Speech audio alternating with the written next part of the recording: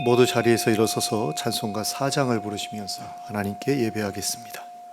찬송가 4장입니다.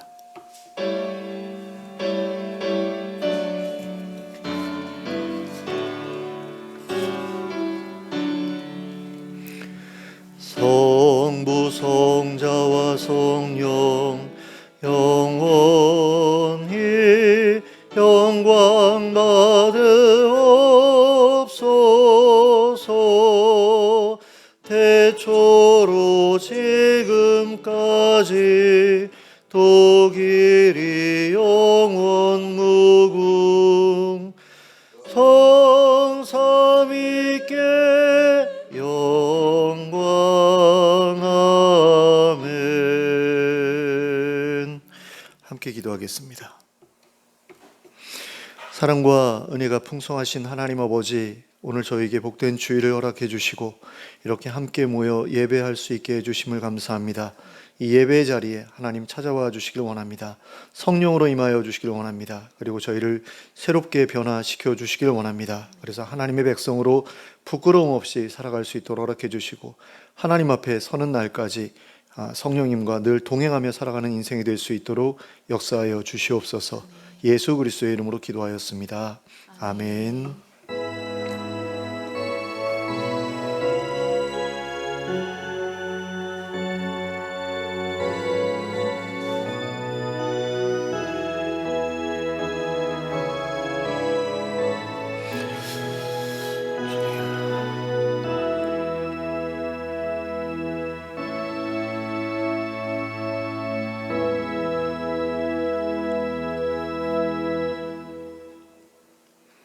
찬송가 10장을 함께 찬송하시겠습니다. 찬송가 10장입니다.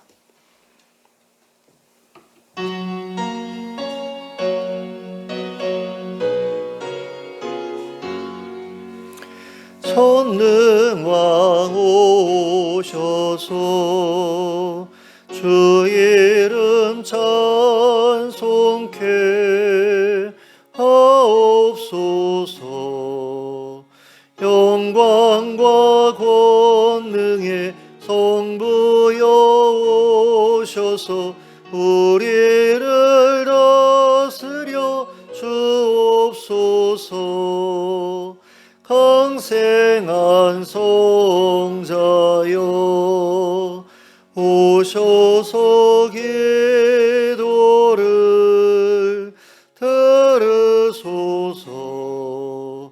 택하신 백성들 복 내려주시고 거룩한 마음을 주옵소서.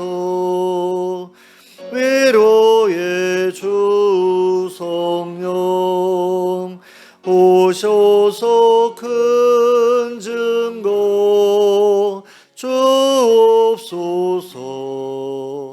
전능한 주시여 각 사람 마음에서 떠나지 마시고 계십소서.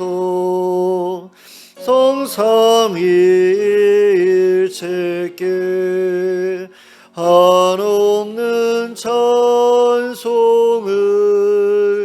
드립니다. 존귀한 주님을 영광 중 배웠고 영원히 모시게 하옵소서. 아멘.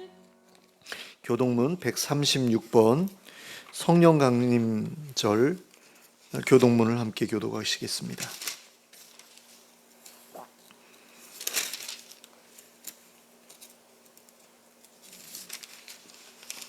교동문 136번 성령 강림 두 번째 교동문입니다.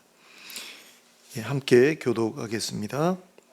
그 후에 내가 내 영을 만민에게 부어주리니 너희 자녀들이 장래일을 말할 것이며 너희 늙은이는 꿈을 꾸며 너희 젊은이는 이상을 볼 것이며 그때에 내가 또 내 영을 남종과 여종에게 부어 부어줄 것이며 내가 이적을 하늘과 땅에 베풀리니 곧 피와 불과 연기 기둥이라.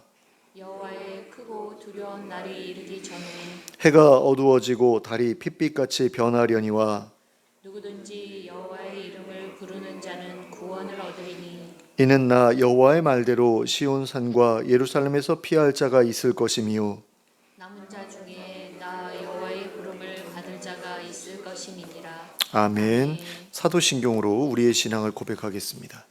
전능하사 천지를 만드신 하나님 아버지를 내가 믿사오며 그 외아들 우리 주 예수 그리스도를 믿사오니 이는 성령으로 잉태하사 동정녀 마리아에게 나시고 본디오 빌라도에게 고난을 받으사 십자가에 못 박혀 죽으시고 장사한 지 사흘 만에 죽은 자 가운데서 다시 살아나시며 하늘에 오르사 전능하신 하나님 우편에 앉아 계시다가 저리로서 산자와 죽은 자를 심판하러 오시리라.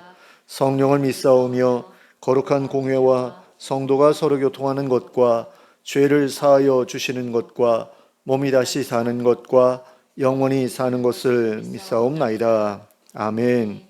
모두 자리에 앉으셔서 찬송가 187장을 부르시면서 하나님께 봉헌 드리겠습니다. 찬송가 187장입니다.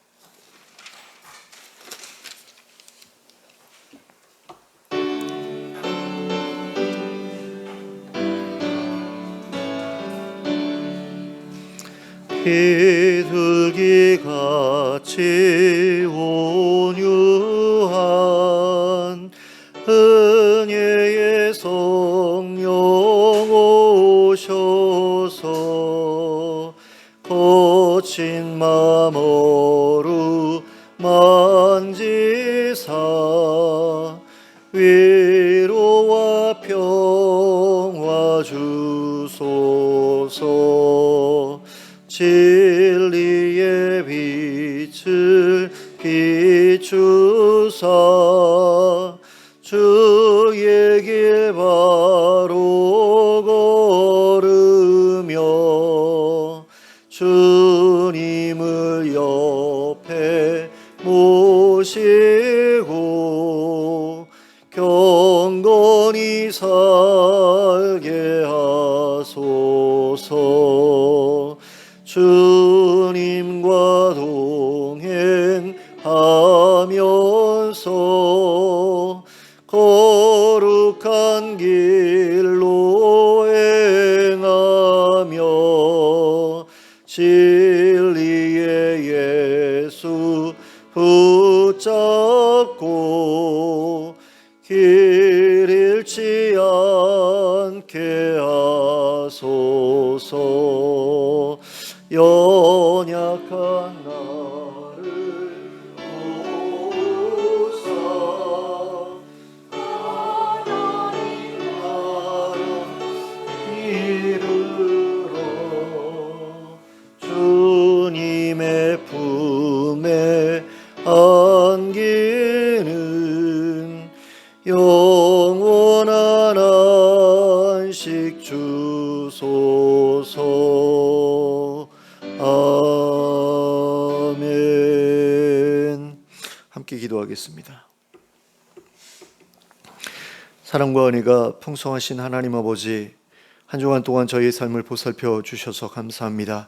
지금까지 하나님께서 저희를 인도해 주셨고 또 보호해 주셨고 필요한 것들을 공급해 주셔서 저희가 지금까지 살아왔습니다. 하나님 아버지, 이런 삶이 앞으로도 계속될 수 있기를 원합니다. 더 나아질 수 있기를 원합니다. 하나님의 인도하심에 더 민감하게 반응하는 저희들이 될 수 있기를 원합니다. 또 하나님의 공급하심을 더 풍족하게 맛볼 수 있기를 원합니다. 그리고 하나님의 보호하시는 그 섬세한 손길을 더 가까이에서 느낄 수 있기를 원합니다. 하나님께서 그래서 저희와 함께 하시고 저희와 동행하고 계심을 늘 확인하는 삶이 되게 하여 주시고 그 가운데서 크게 기뻐하고 만족하고 안심하며 살아가는 저희들이 되게 해주시기를 원합니다. 세상이 줄 수 없는 평화가 저희들의 마음속에 있기를 원하고 그 평화로 말미암아 힘들고 어려운 일이 닥칠 때에도 좌절하지 않고 주저앉지 않을 수 있기를 원합니다. 늘 하나님께서 함께 하신다는 신호를 저희들에게 보내주시고 그것을 늘 민감하게 감지할 수 있도록 허락해 주시고, 그래서 하나님께서 늘 나와 함께 하신다는 사실을 잊지 않고 살아가는 저희들이 될 수 있도록 인도해 주시옵소서. 또 하나님 아버지, 저희들의 삶이 늘 하나님 안에서 여러 가지 어려움들을 극복해 나가는 인생이 될 수 있길 원합니다. 그냥 경제적인 어려움에 고통받고 있는 성도들을 하나님께서 기억해 주시고 그들의 필요를 채워주시고 또 부족한 것 없이 하나님께서 채워주시는 것을 누릴 수 있도록 허락해 주시고 또 차고 넘치는 것들도 경험할 때가 있을 수 있도록 은혜를 베풀어 주시길 원합니다. 그래서 주변의 이웃들을 돌보고 섬기는 그런 삶을 살아가기에 부족함이 없는 인생이 될 수 있게 하여 주시옵소서. 또 건강에 어려움이 있는 성도들에게 하나님 치유의 손길을 베풀어 주시길 원합니다. 하나님 의로운 태양이 떠올라서 치유의 광선을 바라는 그런 역사가 우리에게 허락될 것이라고 말씀해 주셨는데 그 일이 저희들의 삶 가운데 실제로 일어나는 것을 경험하게 하시고 그렇게 경험한 구원으로 말미암아 하나님께 더욱더 감사하는 인생이 될 수 있도록 은혜를 베풀어 주시옵소서. 노년에 노환으로 인해 고통받고 있는 분들, 또 질병으로 인해 고통받고 있는 분들 한 사람 한 사람 기억해 주시고 찾아가 주시고 만져 주셔서 놀라운 치유의 역사를 경험하는 그런 일들이 우리 교회에 풍성하게 일어날 수 있도록 역사하여 주시옵소서. 또 이 교회를 기억해 주시옵소서. 하나님의 은혜 가운데 온전한 말씀으로 성장해 나가는 교회가 될 수 있도록 이렇게 해주시고 성도들이 하나님을 더욱더 깊이 만날 수 있는 성령의 역사가 일어나는 교회가 될 수 있도록 인도하여 주시옵소서. 하나님께서 늘 함께 하시며 동행하시는 그런 일들이 우리 가운데 풍성하게 경험될 수 있게 하여 주시옵소서. 그래서 우리 성도님들 한 분 한 분이 다 하나님을 인격적으로 만나고 성령님의 일하심을 체험하고 성령으로 충만한 가운데 놀라운 변화의 삶을 경험할 수 있도록 은혜 베풀어 주시옵소서. 또 이 지역사회가 하나님의 은혜 가운데 온전하게 성장해 갈 수 있게 해주시기를 간절히 원합니다. 경제적으로 많이 침체된 가운데 지역사회도 함께 침체되고 있는 그런 모습이 보입니다. 하나님의 은혜 가운데 이곳에 많은 사람들이 모여서 복닥거리면서 살아가는 그런 모습들이 있게 하여 주시고 또 사업을 새로 시작한 분들이 망해서 사업을 접는 그런 일들이 더 이상 이 지역에 일어나지 않을 수 있도록 하나님 모든 사람들이 다 잘되고 복받는 그런 지역이 될 수 있도록 은혜 베풀어 주시길 원합니다. 또 이 나라의 경제적인 어려움도 해결해 주시고 또 의료 분쟁 문제도 속히 해결될 수 있도록 허락해 주시고 또 여러 가지 정쟁으로 인해서 고통받고 있는 그 사이에서 고통받고 있는 그런 국민들의 그런 어려운 처지도 주님께서 해결해 주시기를 원합니다. 또 나라 밖에 여러 곳에서 벌어지고 있는 전쟁이나 또 자연재해로 인해 고통받고 있는 그런 사람들을 하나님 기억해 주시고 그들의 어려움들을 돌아보고 있는 많은 이들의 그런 헌신과 노고와 수고를 하나님 기억하시고 그들에게 많은 것으로 되갚아 주시기를 간절히 원합니다. 세계 여러 곳에 흩어져서 사역하고 있는 많은 선교사님들 기억해 주시고 또 선교단체들과 NGO 단체들을 기억해 주시며 또 국내에서 사역하고 있는 그런 분들에게도 동일한 은혜로 하나님께서 복 주시기를 원합니다. 그래서 그들이 많은 열매를 맺을 수 있게 하여 주시옵소서. 삶의 소망을 놓고 절망 가운데 있는 이들에게 소망을 가져다주는 그런 사역을 그들이 잘 감당하게 하시고 그래서 그들이 구원을 얻게 하시고 생명을 얻게 하시고 그렇게 살아난 자들이 하나님을 찾아 하나님과 함께 동행하며 살아가는 인생을 시작할 수 있도록 은혜를 베풀어 주시옵소서. 하나님 이 예배 가운데 저희가 드리는 찬양과 기도와 예물을 하나님 기쁘게 받아주시기를 원합니다. 그리고 저희가 드린 예물이 하나님의 뜻 가운데 온전하게 사용될 수 있게 하여 주시기를 원합니다. 그리고 하늘의 신령한 복으로 저희에게 복 주시고 하나님의 음성을 들려주시고 하나님의 뜻을 깨닫게 하여 주시고 하늘에서 부어주시는 성령님의 놀라운 그런 능력과 권세를 힘입어 살아가는 인생이 될 수 있도록 변화시켜 주시옵소서. 예수 그리스도의 이름으로 기도하였습니다. 아멘.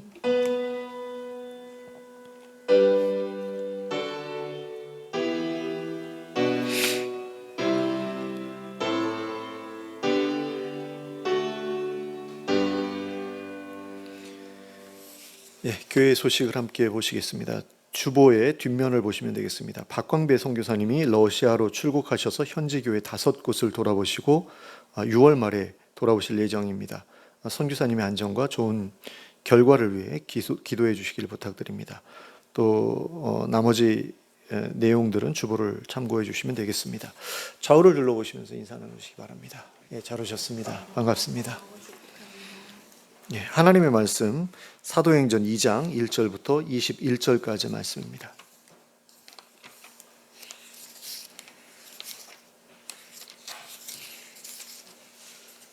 사도행전 2장 1절부터 21절까지를 함께 합독하도록 하겠습니다.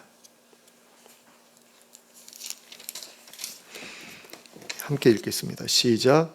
오순절 날이 이미 이름에 그들이 다 같이 한 곳에 모였더니 호련히 하늘로부터 급하고 강한 바람 같은 소리가 있어 그들이 앉은 온 집에 가득하며 마치 불의 혀처럼 갈라지는 것들이 그들에게 보여 각 사람 위에 하나씩 임하여 있더니 그들이 다 성령의 충만함을 받고 성령이 말하게 하심을 따라 다른 언어들로 말하기를 시작하니라.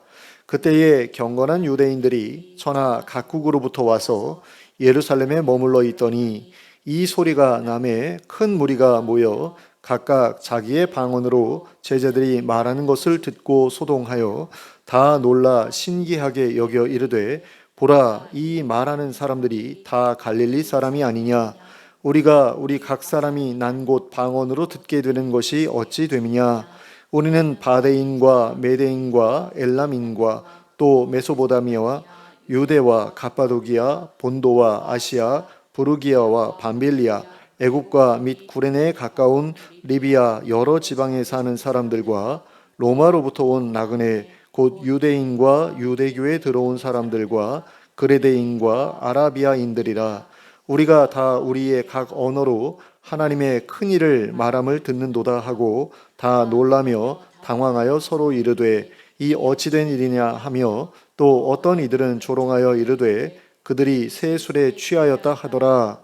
베드로가 11 사도와 함께 서서 소리를 높여 이르되 유대인들과 예루살렘에 사는 모든 사람들아, 이 일을 너희로 알게 할 것이니 내 말에 귀를 기울이라.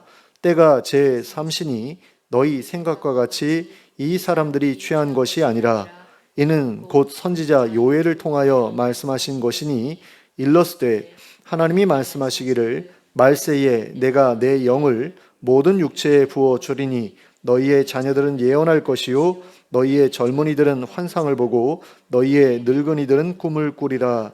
그때에 내가 내 영을 내 남종과 여종들에게 부어 주리니 그들이 예언할 것이요 또 내가 위로 하늘에서는 기사를 아래로 땅에서는 징조를 베풀리니 곧 피와 불과 연기로다. 주의 크고 영화로운 날이 이르기 전에 해가 변하여 어두워지고 달이 변하여 피가 되리라.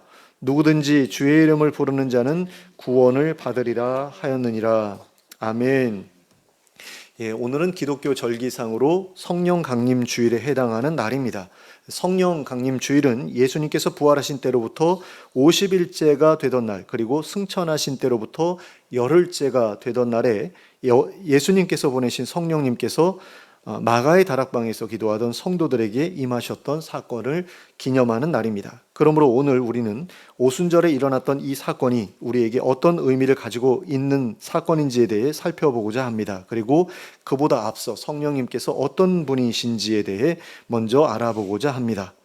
성령님은 구약 성경에서 성령이라는 이름 외에 하나님의 영 또는 여호와의 영이라는 이름으로도 불리고 있는 분입니다. 그리고 이분은 삼위 하나님 가운데 한 분으로서 하나님께서 천지를 창조하실 때에 그 일에 함께 하셨던 분이기도 합니다. 창세기 1장 2절 말씀입니다. 땅이 혼돈하고 공허하며 흑암이 깊음 위에 있고 하나님의 영은 수면 위에 운행하시니라. 여기에 기록되어 있는 것처럼 하나님의 영이신 성령님은 아주 무질서한 아직 무질서한 상태에 있었던 지구의 수면 위를 운행하시면서 하나님의 창조 작업을 도우셨던 분이십니다.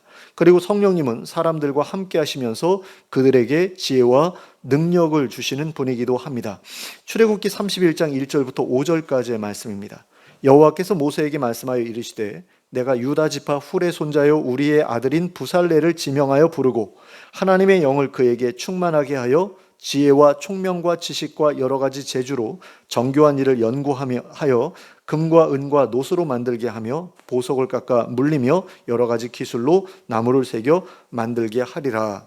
자, 하나님의 영이신 성령님께서는 이처럼 당신이 함께 하시는 사람에게 지혜와 총명과 지식과 재주를 주시는 분이십니다. 그러므로 성령님이 함께 하시는 사람은 자신이 기존에 가지고 있었던 한계를 뛰어넘어 더 훌륭한 일을 할 수 있게 됩니다. 그리고 성령님은 사람들과 함께 하시면서 그들로 하여금 예언을 하게 하시거나 새 사람으로 변화되게 하시는 분이십니다. 사무엘상 10장 6절 말씀입니다. 내게는 여호와의 영이 크게 임하리니 너도 그들과 함께 예언을 하고 변하여 새 사람이 되리라.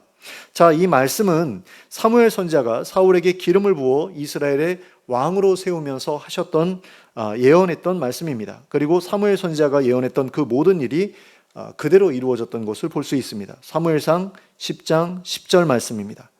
그들이 산에 이를 때에 선지자의 무리가 그를 영접하고 하나님의 영이 사울에게 크게 임함으로 그가 그들 중에서 예언을 하니.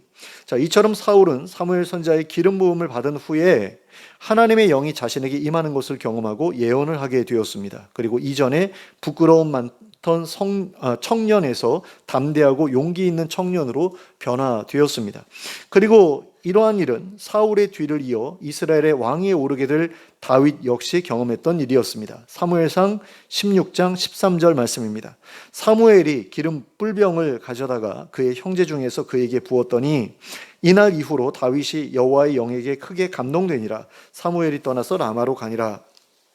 자, 여기에서 다윗이 하나님의 영에게 크게 감동되었다는 것은 하나님의 뜻을 더 잘 알 수 있게 되었고 또 하나님께서 주시는 지혜와 총명과 지식과 재주와 용기를 소유하게 되었다는 의미입니다. 그래서 그 어린 나이에도 골리앗과 맞서 싸울 수 있었던 것입니다. 그런데 이런 일들은 사울과 다윗 이전 시대의 사사들에게서도 종종 일어났던 일들이었습니다. 먼저 사사기 3장 10절 말씀입니다. 여호와의 영이 그에게 임하였으므로 그가 이스라엘의 사사가 되어 나가서 싸울 때에 여호와께서 메소보다미아의 왕 구산 리사다임을 그의 손에 넘겨주심에 온니엘의 손이 구산 리사다임을 이기니라. 자, 성령이 임했더니 그가 용기 있게 나가서 대적과 싸웠고 그 대적을 이길 수 있었다라는 거죠. 또 사사기 6장 34절 말씀입니다. 여호와의 영이 기드온에게 임하시니 기드온이 나팔을 불매 아비에셀이 그의 뒤를 따라 부름을 받으니라. 그래서 기드온 역시 하나님의 영이 임했기 때문에 사사가 되어서 용기 있게 대적들과 싸울 수 있었다는 이야기고요. 사사기 11장 29절 말씀입니다. 이에 여호와의 영이 입다에게 임하시니 입다가 길르앗과 므낫세를 지나서 길르앗의 미스베에 이르고 길르앗의 미스베에서부터 암몬 자손에게로 나아갈 때 이것 역시 이제 성령께서 입다에게 임하셨기 때문에 그가 용기 있게 사람들을 끌고 암몬과 맞서 싸울 수 있었다라는 이야기입니다. 또 사사기 13장 25절 말씀입니다. 소라와 에스타올 사이 마하네단에서 여호와의 영이 그를 움직이기 시작하셨더라. 여기에서 그는 삼손을 가르치는데요. 삼손 역시 성령으로 말미암아 블레셋과 대적할 수 있었다라는 이야기입니다. 또 사사기 14장 6절 말씀입니다. 여호와의 영이 삼손에게 강하게 임하시니 그가 손에 아무것도 없이 그 사자를 염소 새끼를 찢는 것 같이 찢었으나 그는 자기가 행한 일을 부모에게 알리지 아니하였더라.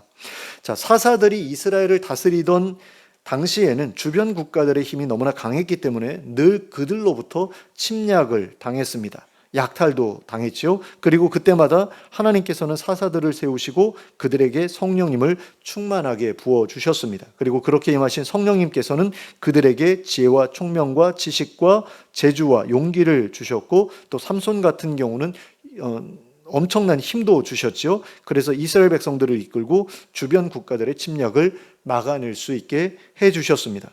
그러므로 성령님의 충만하신 임재를 경험하고 그분이 주시는 지혜와 총명과 지식과 재주와 용기를 소유하는 것은 이스라엘의 지도자가 되는 데 있어서 너무나 중요한 일이었습니다. 그런데 성령님의 임하심을 충만하게 체험해야 했던 것은 정치적인 지도자들에게만 국한된 일이 아니었습니다. 하나님의 말씀을 대언했던 선지자들 역시 성령님의 임하심을 충만하게 체험해야 했습니다. 성령님의 임하심을 충만하게 체험한 상태에서라야 하나님의 말씀을 대언하거나 장래의 일을 예언할 수 있었기 때문입니다. 역대하 15장 1절부터 9절까지의 말씀을 제가 간략하게 읽어드리겠습니다. 하나님의 영이 오뎃의 아들 아사랴에게 임하심에 그가 나가서 아사를 맞아 이르되, 그러면서 이제 무슨 이야기를 하냐면 너희가 하나님을 의지해서 싸우면 대적들과 싸워 승리할 수 있을 것이다 라는 그런 말씀을 합니다. 그럴 때에 어떤 반응을 보이느냐, 8절에 아사가 이 말 곧 선지자 오뎃의 예언을 듣고 마음을 강하게 하여 가증한 물건들을 유다와 베냐민 온 땅에서 없애고 또 에브라임 산지에서 빼앗은 성읍들에서도 없애고 또 여호와의 낭실 앞에 있는 여호와의 제단을 재건하고, 그러면서 하나님이 기뻐하실 만한 일들을 해서 이제 대적들과 맞서 싸울 때에 하나님의 도우심을 크게 힘입었다라는 그런 이야기가 이 본문에 나와 있는데, 여기에서 뭐라고 이렇게 되어 있냐면 하나님의 영이 오뎃의 아들 아사랴에게 임하셔서 그가 예언을 했고 그 예언을 아사가 듣고 받아들였다라는 이야기죠. 근데 이렇게 하나님의 말씀을 대언하거나 아니면 앞으로 일어날 일들에 대해서 예언하기 위해서는 성령님의 충만하신 임재를 경험해야 했다라는 거죠. 그래야만 선지자로 활동하는 것이 가능했다라는 겁니다.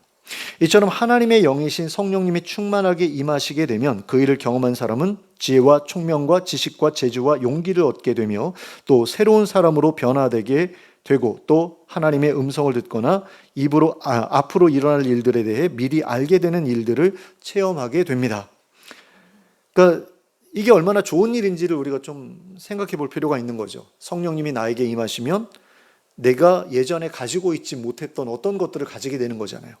그래서 지혜가 부족했던 사람도 지혜가 생기게 되고 또 총명하지 못했던 사람도 총명하게 되고 또 재주가 없던 사람이 재주가 생기게 되고 용기가 없던 사람이 용기가 생기게 되고 또 그리고 새로운 사람으로 변화되고 또 하나님의 음성을 듣게 되고 앞으로 일어날 일들에 대해서 미리 알게 되고 하는 그런 일들이 일어난다라고 했을 때 이게 얼마나 놀라운 그런 하나님의 선물입니까? 그러니까 이런 일들이요, 구약 시대에는 하나님께서 택하신 아주 특별한 사람들에게만 허락되었다라는 거죠. 그래서 하나님께서 사사로 세우려고 택하신 사람들이나 이스라엘의 왕으로 세우려고 택하신 사람들이나 아니면 이스라엘의 선지자로 세우려고 택하신 사람들만이 이런 성령님의 충만하신 임재를 경험할 수 있었다라는 겁니다. 그런데 한 번은 예외적인 경우가 있었습니다. 그게 언제냐? 모세 시대에 일어났던 일인데요. 하나님께서 70명이나 되는 이스라엘의 장로들에게 성령님을 부어주셔서 그들 모두가 예언을 하게 되는 그런 일이 그 당시에 벌어졌습니다. 민수기 11장 25절 말씀입니다. 여호와께서 구름 가운데 강림하사 모세에게 말씀하시고 그에게 임한 영을 70장로에게도 임하게 하시니 영이 임하신 때에 그들이 예언을 하다가 다시는 하지 아니하였더라. 자, 이 당시에 이스라엘에는 오직 모세만이 하나님의 선지자였습니다. 그에게만 하나님의 영이 지속적으로 임하여 계셨습니다. 브살렐에게도 성령이 임하셨다라고 이야기하고 있잖아요. 앞에서 우리가 살펴본 것처럼. 근데 그 사람은 하나님의 영이 임해서 그 성막을 짓는 데 필요한 모든 그런 지혜와 재능을 얻게 되었죠. 근데 성막을 다 완성하고 난 다음에는 그게 뭐 사라졌을 수도 있고 거두어졌을 수도 있는 거죠. 그리고 그 사람은 선지자는 아니었잖아요. 근데 모세는 선지자였거든요. 오직 그만이 선지자였다라는 겁니다. 그래서 그에게만 하나님의 영이 지속적으로 임해서 함께하고 계셨다라는 겁니다. 그런데 어느 날 하나님께서 이스라엘의 70장로들에게도 하나님의 영이 임하게 하셨다라는 거죠.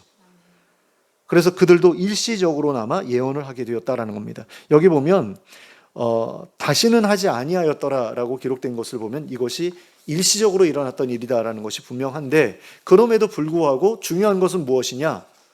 선지자가 아닌데도, 그리고 왕이 아닌데도, 사사가 아닌데도 하나님의 영이 임하여 있는 그런 일들이 그들에게 허락되었다라는 거죠.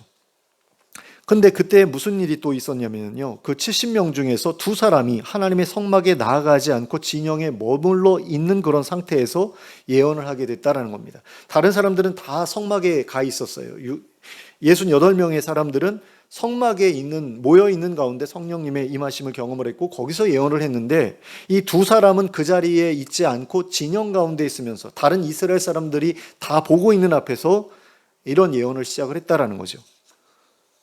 근데 이게 사실은 문제가 될 수 있었던 일이에요. 왜냐하면 그 당시에는 오직 모세만이 예언을 했잖아요. 모세만이 하나님의 선지자였잖아요. 그런데 이 두 사람도 예언을 하는 것을 보았을 때 이스라엘 사람들이 이 두 사람도 선지자가 되었구나. 그러니 저 두 사람이 모세와 동등한 그런 위치에 있게 된 게 아닌가, 이런 오해를 할 수도 있는 것 아닙니까? 그래서 이 이야기를 전해 들었던 여호수아가 뭐라고 이야기를 하냐면 모세한테 이 두 사람이 예언하는 것을 하지 못하게 해야 되지 않겠습니까? 라는 그런 이야기를 해요. 그랬을 때 모세가 뭐라고 대답을 하느냐? 민수기 11장 29절 말씀입니다. 모세가 그에게 이르되 내가 나를 두고 시기하느냐? 여호와께서 그의 영을 그의 모든 백성에게 주사 다 선지자가 되게 하시기를 원하노라. 자, 모세는 하나님의 영이 모든 이스라엘 백성들에게 임하기를 바랐습니다. 그래서 모든 이스라엘 백성들이 하나님의 선지자가 되기를 바랐습니다. 그래야만 이스라엘 백성들이 하나님의 뜻을 제대로 알고 모세처럼 하나님께 헌신하게 될 것이라고 생각했기 때문입니다. 지금 모세가 이스라엘 백성들을 이끌고 이집트로부터 빠져나와서 광야에서 이제 헤매고 있는 그런 상태인데 얼마나 많은 이스라엘 백성들이 속을 썩였습니까? 근데 그 속 썩인 이유가 뭐예요? 이스라엘 백성들이 하나님의 뜻을 알지 못했기 때문 아닙니까? 하나님이 정말로 계신지에 대해서도 이 사람들은 확신이 없었고, 근데 홍해를 건너면서 하나님 계시구나라는 걸 깨달았어요. 그런데도 불구하고 계속해서 불신했던 그 이유는 무엇이었을까라고 했을 때 뭔가 하나님이라는 분이 자신들과 굉장히 멀리 계신 분이라는 그런 생각을 하고 있었기 때문이 아니었을까라는 생각을 하거든요. 근데 만약에 이 사람들이 성령을 체험하게 되면 어떻게 될까요? 하나님이 정말 우리와 가까이 계시는 분이시구나, 정말로 실존하시고 나를 그렇게 멀리서 지켜보고만 계신 분이 아니라 나와 함께 하시고 계신 분이구나, 이런 것들을 알게 되지 않겠어요? 그러면 모세처럼 하나님께 전적으로 헌신하는, 순종하는 그런 삶을 시작하게 되겠죠. 그럼 더 이상 모세의 속을 썩이지 않게 될 거 아니에요. 그런 입장에서 모세는 다른 사람들도 다 성령 받아서 나처럼 선지자가 됐으면 좋겠고 다 각자 하나님과 교류하는 가운데 내 속을 더 이상 좀 안 썩였으면 좋겠다, 이런 마음 충분히 가질 수 있는 거죠. 근데 하나님께서도 모세와 동일한 마음을 가지고 계셨다라는 겁니다. 하나님께서도 당신의 모든 백성들에게 당신의 영을 부어주고 싶으셨습니다. 그래서 당신의 모든 백성들이 당신의 선지자가 될 수 있기를 바라셨습니다. 그래서 그 일을 미리 계획하시고 그 뜻을 요엘 선지자에게 밝히셨습니다. 요엘서 2장 28절부터 32절까지 말씀입니다. 그 후에 내가 내 영을 만민에게 부어주리니 너희 자녀들이 장래일을 말할 것이며 너희 늙은이는 꿈을 꾸며 너희 젊은이는 이상을 볼 것이며 그때 내가 또 내 영을 남종과 여종에게 부어줄 것이며 내가 이적을 하늘과 땅에 베풀리니 곧 피와 불과 연기 기둥이라. 여호와의 크고 두려운 날이 이르기 전에 해가 어두워지고 달이 핏빛같이 변하려니와 누구든지 여호와의 이름을 부르는 자는 구원을 얻으리니 이는 나 여호와의 말대로 시온산과 예루살렘에서 피할 자가 있을 것임이요 남은 자 중에 나 여호와의 부름을 받을 자가 있을 것임이니라. 자, 여기에서 그 후에라는 것은 하나님께서 이스라엘 백성들을 구원하신 후에라는 뜻입니다. 그러니까 성령을 아무 때나 부어주시는 게 아니라 이스라엘 백성들을 일단 구원하신 그 다음에 성령을 부어주실 것이다 라는 그런 이야기입니다. 그리고 그 후에는 하나님의 크고 두려운 날이 이르게 될 것인데 누구든지 하나님의 이름을 부르는 자는 구원을 얻게 될 것이라고 하셨습니다. 그러면 하나님께서 이스라엘 백성들을 구원하신 그 다음에 성령을 부어주시는 이유는 무엇일까요? 하나님의 이름을 부르게 하시기 위함입니다. 하나님을 의지하게 하시기 위함입니다. 하나님의 영을 경험하지 못한 사람은요, 하나님께 구원을 받았더라도 자기가 받은 구원이 하나님 때문이라는 사실을 알지 못하기 때문입니다. 그리고 그런 사람은 하나님을 전적으로 의지하지 않기 때문입니다. 그러므로 마지막 날에 심판을 피할 수 없게 되기 때문입니다. 그러니까 하나님께서 구원을 해주셨어요. 그런데 그 사람이 하나님께 자기가 구원받았다는 사실을 몰라요. 그러면은 구원해 주신 보람이 없잖아요. 의미가 없잖아요. 그러니까 구원해 주신 다음에 그거 내가 구원한 거야 라는 것을 알려주시기 위해서 성령님을 보내주시는 것이다 라는 거죠. 그래서 성령님을 통해서 하나님께서 그 구원의 주체가 되셨다라는 것을 알게 해주시고 그 사람으로 하여금 계속해서 하나님을 의지하도록 만드시기 위해서 성령님을 그들에게 보내주신 것이다 라는 겁니다. 그래야지만 자기들의 구원이 하나님으로부터 주어진 것을 깨닫고 하나님을 의지하고 하나님을 부르고 그럼으로써 마지막 날 심판도 피하고 할 것이기 때문에 그런 순서대로 일하신 것이다 라는 겁니다. 그런데 이 예언은 예수님께서 승천하신 뒤 열흘째가 되던 날, 그러니까 부활하시고는 50일째가 되던 날, 그리고 승천하신 다음에는 열흘째가 되던 날, 그러니까 예수님께서 이 땅에서 부활하신 다음에 40일간 머무셨잖아요. 그래서 그런 계산이 나오는 거죠. 그래서 부활하신 다음에 50일이 지난 그때에 임하셨기 때문에 그 날을 오순절이라고 우리가 부르죠. 그 오순절에 이 요엘 선지자의 예언이 그대로 이루어졌다라는 겁니다. 사도행전 2장 1절부터 4절까지의 말씀입니다. 오순절 날이 이미 이름에 그들이 다 같이 한 곳에 모였더니 호련히 하늘로부터 급하고 강한 바람 같은 소리가 있어 그들이 앉은 온 집에 가득하며 마치 불의 혀처럼 갈라지는 것들이 그에게 보여 각 사람 위에 하나씩 임하여 있더니 그들이 다 성령의 충만함을 받고 성령이 말하게 하심을 따라 다른 언어들로 말하기를 시작하니라. 자, 예수님을 믿고 하나님의 구원을 경험한 성도들은 예수님께서 부활하신 뒤에 예루살렘을 떠나지 않고 한 곳에 모여 함께 기도했습니다. 예수님께서 그렇게 하라고 명령하셨기 때문이죠.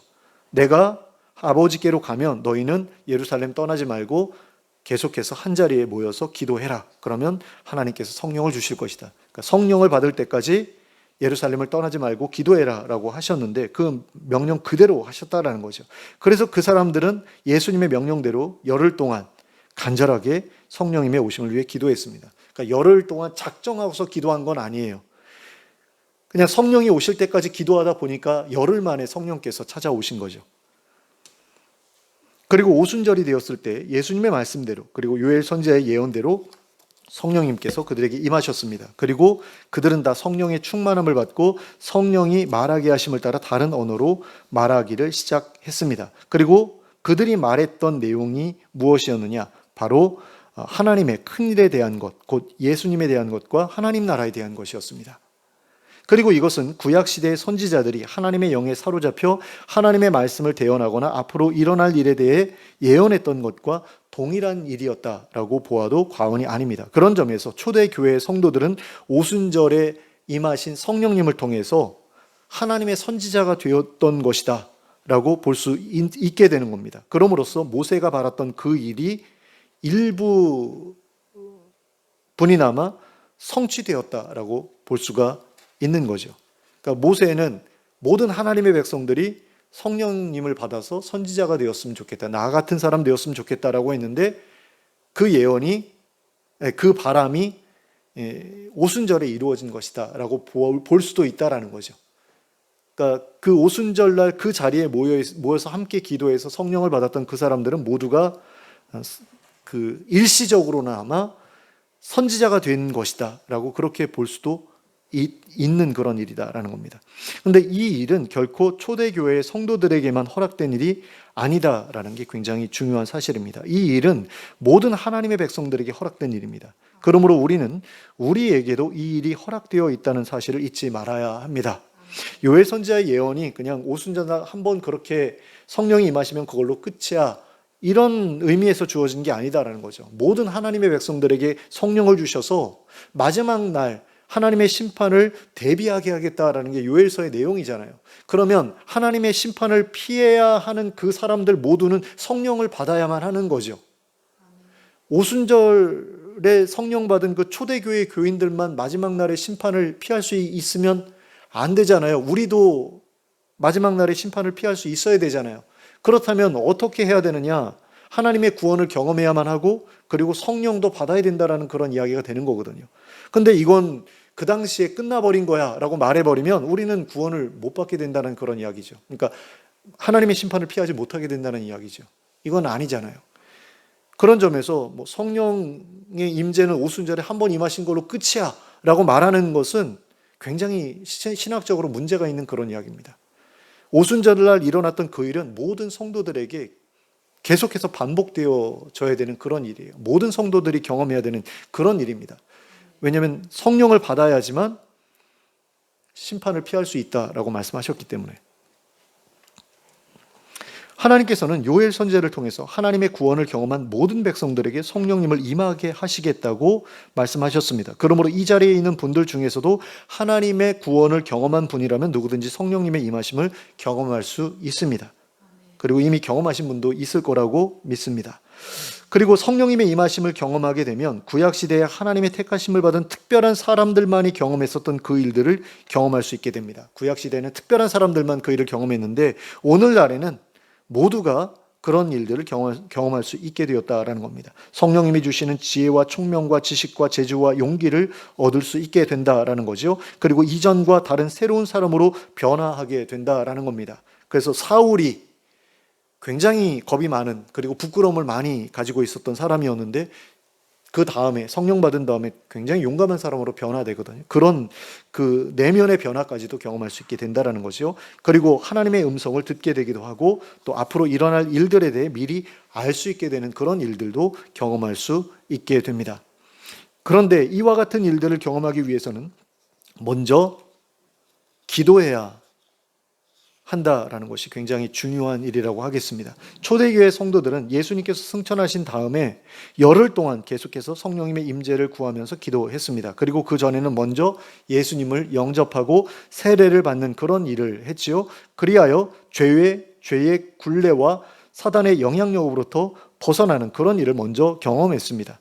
그렇게 그들은 죄와 사망의 법으로부터 구원을 받았고 그렇게 구원을 받은 상태였기 때문에 성령님의 임하심도 경험할 수 있었습니다. 그러므로 예수님을 믿는다고 말하면서도 성령님의 임하심을 경험하지 못하고 있는 분들은 이러한 단계에 있어서 어떤 부분에 문제가 있기 때문이라는 사실을 기억할 필요가 있습니다. 성령님의 임하심을 구하면서도 성령님의 임하심을 경험하지 못하는 사람은 일단 자신의 말과는 달리 예수님을 믿지 않기 때문일 수 있습니다. 그러니까 입으로는 예수님을 믿는다고 말하지만 진심으로 믿고 있는 것은 아닌 그런 상태에 있는 사람들은 성령님의 임하심을 경험할 수 없다라는 겁니다. 그 다음으로 어떤 사람은 예수님을 믿고 세례를 받았지만 아직까지 죄와 사망의 법에서 벗어나지 못했기 때문에 성령님의 임하심을 경험하지 못하고 있는 것일 수도 있습니다. 그러니까 예수님을 믿는다고 하더라도 예수님을 믿기 전부터 오랫동안 지속해왔던 죄된 습성에서 벗어나지 못한 사람은 성령님의 임하심을 경험할 수 없다라는 거죠. 그러니까 우리가 죄에서 구원을 받았다라고 했을 때 예전에 지었던 그 죄의 죄값으로부터만 구원을 얻는 게 아니거든요. 죄의 어떤 그 사슬로부터도 구원을 얻는 거잖아요. 노예라는 게 뭡니까? 다리나 팔에다가 쇠사슬 차고서 남을 위해서 일하는 게 노예잖아요. 근데 죄의 노예다라고 했을 때 그것은 죄의 어떤 습관에 사로잡혀 있는 그런 상태를 의미하는 거거든요. 그리고 거기에서 벗어나야 그 다음에 성령도 받는 것이지 거기에 묶여 있는 상태로 성령 받는 일은 어렵다라는 거죠. 그래서 우리가 먼저 구원받는 일이 필요한데 그 구원은 어떻게 받느냐? 우리가 노력하면 받을 수 있느냐? 그런 거 아니다라는 거죠. 오직 기도해서 하나님의 은혜를 통해서 받는 것이다. 그래서 구원은 믿음으로만 받는 것이다 라고 할 때 그 의미는 그런 것이라고 생각할 필요가 있습니다. 그러니까 우리가 하나님 나를 구원해 주십시오 라고 했을 때 어떤 어려운 상황 가운데서 구원해 달라는 그런 구원도 있지만 나를 구원해 주십시오 라고 했을 때 이제 죄의 사슬로부터 구원해 달라는 그런 기도도 굉장히 중요한 기도인데 많은 사람들이 이걸 착각을 해요. 내가 그 죄의 사슬로부터 노임을 받는 것은 나의 노력도 굉장히 중요하다라고 생각을 합니다. 근데 노력이 없는 것보다는 있는 게 낫겠죠. 근데 사실은 그 구원이라는 것은 나의 노력으로 되는 것이 아니라 하나님의 전적인 개입이 있었을 때라야 일어나는 일이다라는 겁니다. 그러니까 이걸 한번 생각해 보실 필요가 있어요. 이스라엘 백성들이 이집트에서 구원받을 때에 하나님께서 그들에게 뭘 요구하셨느냐 이걸 생각해 볼 필요가 있습니다. 그 사람들이 했던 일 뭡니까? 어린 양 잡아가지고 그 고기 먹고 그 다음에 그 피를 여러 군데 뿌리고 하는 그런 일만 했잖아요. 근데 그 일을 할 수 있었던 거는 믿음 때문에 할 수 있었던 일이죠. 그러니까 우리가 이 일을 우리와 어떻게 연결 지을 수 있느냐? 예수님 믿고 세례받는 것과 연결 지을 수 있잖아요. 그런 가운데 믿음으로 하나님의 구원을 우리가 간절히 원하고 바라고 기도하기만 하면 하나님께서 우리의 어떤 특정한 노력이 없어도 그 일을 해주신다라는 거죠. 그러니까 이스라엘 백성들이 이집트에서 탈출하기 위해서 이집트 사람들과 막 싸웠던 거 아니잖아요. 피 흘리면서 싸웠던 거 아니잖아요. 오직 하나님께서 시킨 그 간단한 일만 했잖아요. 근데 구원을 얻었잖아요. 그것처럼 우리가 어떤 죄된 습성으로부터 벗어나는 데에도, 습관에서 벗어나는 데에도 내가 이걸 끊어야지라는 그런 노력이 필요한 게 아니라 하나님께 기도해서 하나님의 그 능력을 힘입는 그런 일이 필요한 것이다라는 겁니다. 근데 많은 사람들이 오해를 하죠. 내가 노력해야지 마약 중독에서 벗어날 수 있어. 뭐는 니코틴 중독이나 아니면 카페인 중독이나 아니면 알코올 중독이나 이런 것으로부터 벗어날 수 있어. 이렇게 생각한다라는 겁니다. 근데 그건 절대로 안 되는 일이다라는 겁니다. 그 구원이 먼저 있어야 돼요. 그 하나님의 구원, 하나님의 전적인 은혜로서의 구원을 우리가 경험해야 되고 그 다음에 성령 충만이 있는 것이지 성령 충만해야지 내가 죄로부터 벗어날 수 있어. 이거는 순서상으로 좀 맞지 않는 일입니다. 그래서 내가 만약에 성령을 받지 못했고 성령이 나로부터 떠나 계신 것처럼 느껴질 때 내가 해야 되는 것은 무엇이냐면 나를 지금 묶고 있는 어떤 그런 죄된 습성들로부터 벗어나기 위해서 하나님의 도우심을 구하는 그런 일이다. 그래서 구원을 경험하는 일이다라는 것을 그 순서를 우리가 정확하게 기억하고 내가 이 시점에서 내가 하나님께 무엇을 구해야 되는지를 좀 깨닫는 일이 필요하다는 거죠. 내가 지금 아직 죄로부터 벗어나지 못했는데도 불구하고 성령을 구한다라는 것은 순서상으로 맞지 않다. 물론 그 순서를 뒤집고서 벌어지는 그런 일들도 있어요. 내가 죄에서 벗어나지 못했는데 성령께서 임하시는 경우가 있습니다. 그런데 그때에는 구원도 같이 임하죠. 그러니까 동시적으로 임할 수 있기 때문에 뭐 같이 구한다고 문제가 되는 것은 아니에요. 근데 아직까지 죄된 문제가 해결되지 못했을 때에는 그 죄에 대해서 벗어날 수 있게 해달라고 기도하는 것도 굉장히 중요한 일이다라는 그런 이야기를 지금 드리고 있는 겁니다. 자, 그리고 또 한 가지 마지막으로 어떤 사람은 예수님을 믿고 세례를 받고 죄와 사망의 법에서도 벗어났지만 성령님에 대해 부정적인 생각을 가지고 있거나 성령님의 임하심을 원하지 않고 있기 때문에 성령님을 경험하지 못하고 있는 것일 수도 있습니다. 그러니까 성령님에 대한 두려운 마음 때문에 성령님의 임하심을 거부하는 사람에게는 성령님께서 강제로 임하시지 않으신다라는 겁니다. 그러니까 그런 경우죠. 어떤 사람이 성령 받았다고 하면서 막 방언을 하는데 그걸 보니까 좀 무서워지는 그런 마음이 들 수 있거든요. 정말 그런 사람들 많더라고요. 미친 사람들 같아. 그리고 저건 악령의 역사가 아닐까. 이런 식으로 생각하는 그런 경우도 종종 있거든요. 그리고 실제로 이제 방언하는 사람들 중에 하나님께서 주신 그런 방언이 아닌 그런 방언하는 사람들도 있을 수 있잖아요. 근데 그런 걸 보면서 무서운 거예요. 차라리 성령님이 임하시지 않았으면 좋겠다라고 생각할 수도 있는 거죠. 물론 성령님이 임하신다고 해가지고 다 방언하는 것은 아니지만 어쨌든 성령 받으면 다 방언하는 것처럼 생각하는 사람들은 나는 차라리 안 받았으면 좋겠다라는 그런 생각을 할 수 있거든요. 근데 그런 경우에도 성령님이 임하시지 않는 경우가 있죠. 그러나 하나님의 구원을 경험하고도 성령님의 임하심을 누리지 못한다면 그것만큼 안타까운 일은 없습니다. 왜냐하면 성령님이야말로 하나님께서 당신의 백성들에게 주시려는 선물 중에서도 가장 좋은 선물이기 때문입니다. 성령님을 모신 자라야 하나님께서 바라시는 아름다운 열매를 맺어 하나님 나라에 들어갈 수 있기 때문입니다. 또 성령님을 모신 자라야 예수 그리스도의 성품을 소유하게 되어 하나님 나라에서 예수님과 더불어 왕노릇할 수 있게 되기 때문입니다. 하나님께서 이스라엘의 초대 왕이었던 사울과 그 뒤를 이어 왕 위에 올랐던 다윗에게 성령님을 충만하게 임하게 하신 것은 그들을 변화시켜 새 사람이 되게 하시기 위함이었습니다. 머리도 새롭게 하시고 성품도 새롭게 하시고 또 마음도 새롭게 하셔서 이스라엘 백성들을 잘 다스리도록 하기 위해서 그들에게 성령을 부어 주신 것이다 라는 겁니다. 그렇기 때문에 우리도 하나님 나라에 들어가서 예수님과 더불어 왕노릇 하기 위해서는 성령님을 받아야 한다라는 거죠. 그래야지 우리의 머리가 새롭게 되고 성품도 새롭게 되고 마음도 새롭게 되기 때문에 그래야지만 다른 피조물들을 하나님의 마음을 가지고 섬기면서 다스릴 수 있기 때문에 우리도 성령을 받아야지만 하나님 나라에 들어가는 것이 가능해진다라는 겁니다. 왜냐하면 하나님 나라에 가서 왕노릇 할 수 없는 그런 사람을 하나님 나라에 집어넣을 수는 없는 거잖아요. 그런 사람들에게 왕노릇하는 것을 예수님과 더불어 왕노릇하는 것을 맡기면 무슨 일이 벌어지겠습니까? 이 땅에서 벌어지는 것과 비슷한 일들이 벌어지겠죠.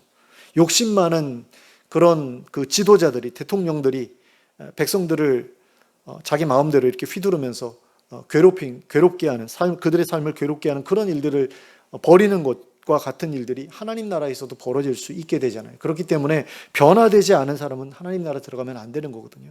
근데 이 변화는 어떻게 해야지 일어날 수 있는 것이냐? 성령님께서 임하셔야만 일어나는 것이다 라는 겁니다. 그런 점에서 우리는 성령을 받아야만 하는 그런 사람들이다 라는 그런 이야기입니다.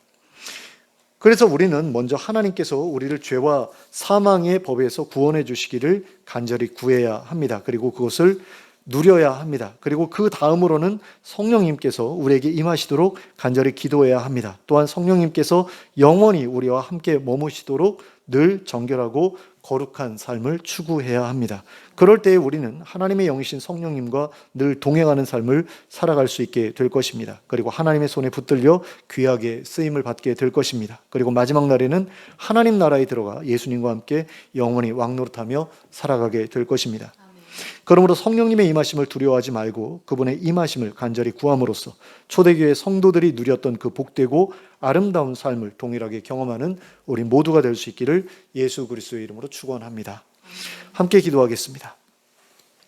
사랑의 하나님 아버지, 우리가 구원 얻기를 원합니다. 죄와 사망의 법에서 자유함을 얻게 되기를 원합니다. 그래서 죄의 습성에서, 죄의 습관에서 벗어나 거룩하고 정결한 삶을 살아갈 수 있게 되기를 원합니다. 그리고 또한 저희가 성령님을 누리게 될 수 있기를 원합니다. 성령님이 우리에게 임하시는 것을 충만하게 체험할 수 있게 해주시길 원합니다. 그래서 성령님이 우리와 함께 하시는 가운데 우리에게 지혜를 주시고 총명을 주시고 지식을 주시고 또 재능을 주시고 용기를 주시는 그 일을 경험할 수 있게 되길 원합니다. 무엇보다 새 사람으로 변화될 수 있길 원합니다. 성령의 열매를 거둘 수 있게 되길 원하고 예수 그리스도의 성품을 소유한 자가 될 수 있기를 원합니다.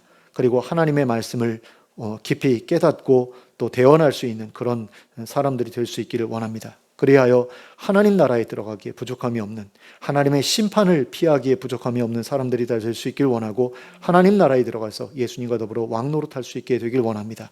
이 마음을 품고 성령의 임하심을 위해 간절히 기도하는 저희들 되게 하여 주시고 또 성령님께서 우리 마음 가운데 늘 머무실 수 있도록 우리의 심령을 정결한 상태로 유지해 나가고자 힘쓰는 저희들 될 수 있도록 인도하여 주시옵소서.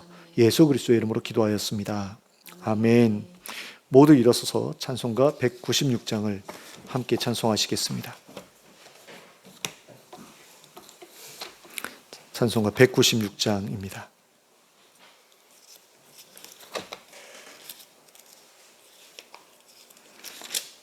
찬송가 196장 함께 찬송하겠습니다.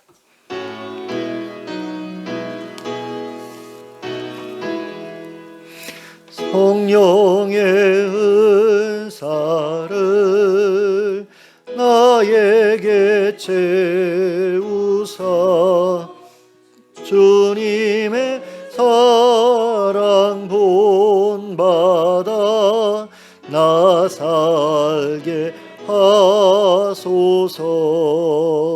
성령의 은사를 나에게 채우사 정결한 마음 가지고 나 행케 하소서.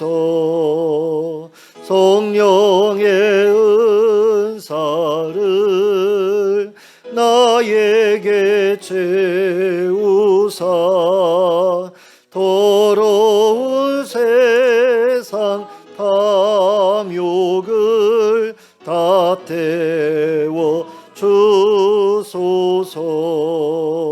성령의 은사를 나에게 채우사 영원한 주님 나라에 나 살게 하소서. 아멘. 함께 기도하겠습니다. 이제는 우리 주 예수 그리스도의 은혜와 하나님 아버지의 극진하신 사랑과 성령님의 감동감화 교통하심이 성령님의 임하심을 충만히 경험함으로써 하나님 나라에서 예수님과 더불어 왕노릇하기에 합당한 사람으로 변화되기를 소원하는 주의 백성들 머리 위에 지금부터 영원토록 함께 하실지어다. 아멘.